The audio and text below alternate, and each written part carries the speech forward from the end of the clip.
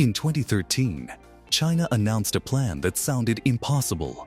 It wanted to rebuild the old Silk Road with ports, railways, highways, power plants, and trade routes stretching across Asia, Africa, Europe, and beyond. More than 140 countries eventually became part of the Belt and Road Initiative, and China's total engagement has passed $1 trillion. But the dream has started to crack. Some countries are struggling with debt. Some projects were delayed, renegotiated, or left unfinished. Sri Lanka leased Hambantota Port to a Chinese company for 99 years, while Pakistan has faced unrest around projects linked to the China-Pakistan Economic Corridor. So what went wrong with China's trillion-dollar plan? And did it really collapse? Or is Beijing building a new version of it? For centuries, the old Silk Road carried goods, money, religion, and power across continents. It connected China to Central Asia, the Middle East, and Europe. It was never one single road, but a network of routes that made empires richer and cities more important. In 2013, China decided to bring that idea back. President Xi Jinping announced what became known as the Belt and Road Initiative. At first, it was sold as a plan to connect East Asia and Europe through infrastructure. Over time, it expanded into Africa, Latin America, Oceania, and the Middle East.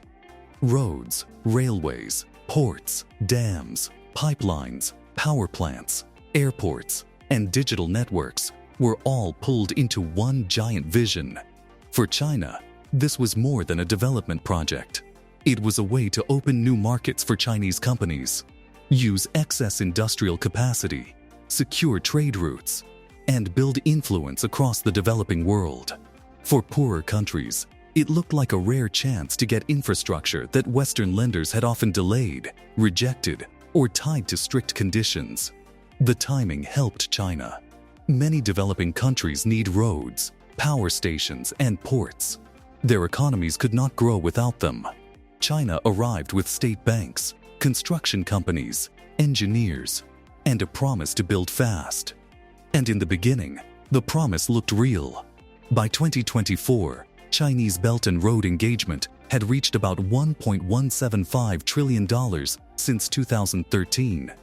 That figure includes construction contracts and investments across BRI countries. This is why the Belt and Road dream became so powerful. However, the same things that made the plan look historic also made it dangerous. A road can connect a country to markets, but it can also become a burden if it does not generate enough money. China did not build Belt and Road with small promises. It built it with speed. Chinese banks financed projects that many governments had wanted for years. Chinese companies moved in with workers, equipment, and construction experience. In countries where infrastructure had been delayed by politics, corruption, weak budgets, or slow international lenders, Beijing looked like the one partner ready to act. Some projects did bring real benefits. The China-Laos Railway opened in 2021, linking Laos with China through a project described as a milestone in Beijing's Belt and Road plans. It gave landlocked Laos a new transport link. In Greece, China's COSCO invested in Piraeus, Greece's largest port. The port became a milestone of China's effort to build a trade route into Europe, especially after Beijing and Athens agreed to push ahead with hundreds of millions of euros in further investment. In Pakistan, the China-Pakistan Economic Corridor became one of the biggest pieces of the whole Belt and Road vision. It was meant to link Western China to the Arabian Sea through roads, energy projects, and Gwadar Port. At this stage, the Belt and Road felt unstoppable. But infrastructure has a funny way of revealing bad decisions. That is what began happening across parts of the Belt and Road. The Belt and Road did not collapse in one moment. It cracked through repayment schedules, renegotiations, delays, and political frustration.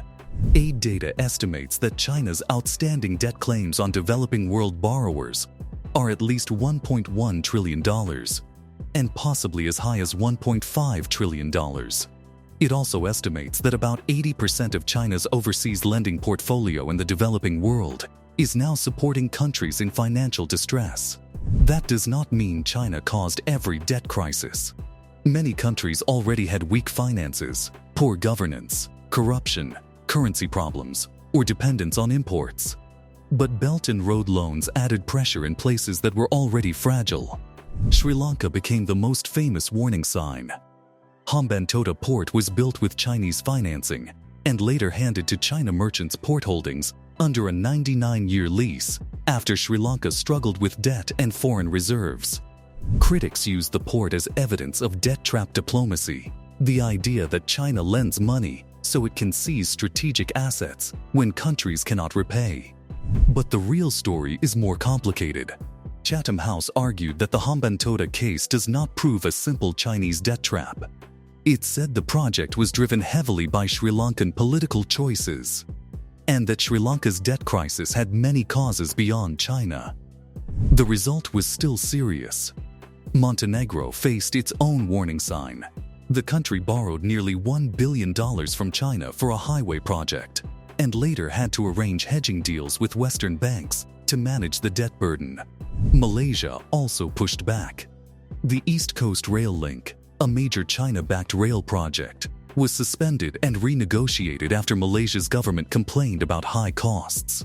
In 2019, Malaysia and China agreed to resume the project after cutting the cost from 65.5 billion ringgit to 44 billion ringgit. That renegotiation sent a message all over the world. By the early 2020s, governments were renegotiating. Citizens were protesting. Western countries were warning about Chinese influence. Economists were questioning whether some projects could ever pay for themselves. Even countries that still wanted Chinese money became more careful about the terms. Then came one of the biggest blows when Italy left the Belt and Road Initiative. Italy had been the only G7 country to join the program, so its departure mattered beyond the economic numbers. Reports state that in 2023, Rome told Beijing it was quitting the BRI, ending months of uncertainty over Italy's role in the project. Italy's exit did not destroy Belt and Road, but it damaged the image of unstoppable expansion. It showed that joining China's global infrastructure network could become politically costly, especially inside Western alliances. The United States and Europe also began offering alternatives. The G7 launched the Partnership for Global Infrastructure and Investment, while the European Union promoted Global Gateway. These programs were presented as more transparent alternatives to Chinese financing. They promised cleaner projects, better governance, and fewer debt problems. But the West had a problem. China had spent a decade building relationships, financing projects, and placing companies across Asia, Africa, and Latin America.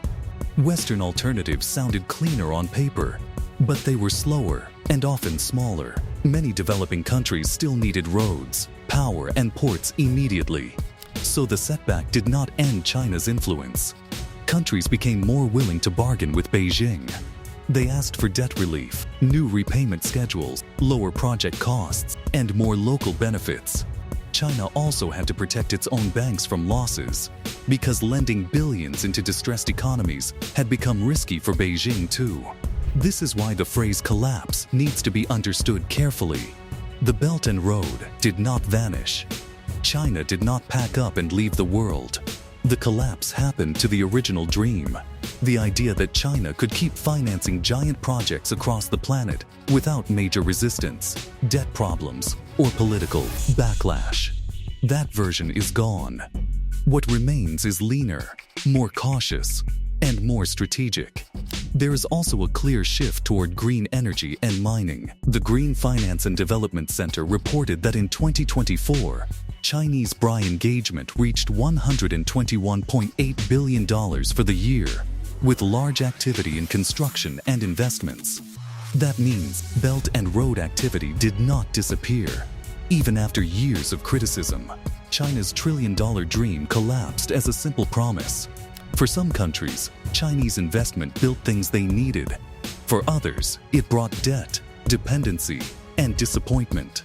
That is why the next chapter is more complicated. China still wants influence. Developing countries still need infrastructure. The West wants to compete.